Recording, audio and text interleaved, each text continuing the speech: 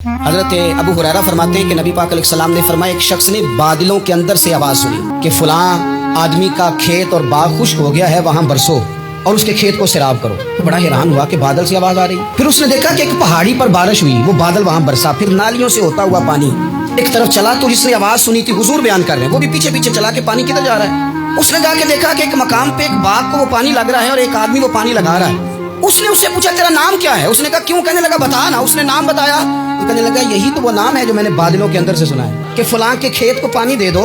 उसने कहा, यार तू क्या अमल करता है कि स्पेशल तेरे लिए बारिश बरसे? उसने कहा, छोटा जिम्मेदार हूँ, पर जब फसल उगती है तो 3 हिस्से करता हूँ। एक हिस्सा अपने बाल बच्चों पे, बहन भाइयों पे खर्च करता हूँ, एक हिस्सा पूरा, और एक हिस्सा दोबारा काश्तकारी पे लगाता हूँ, तीसरा हिस्सा खालिस मैंने मिस्कीनों, यतीमों और गरीबों के लिए रखा हुआ। वो रब के बंदों पे तीसरा हिस्सा खर्च करता है ना।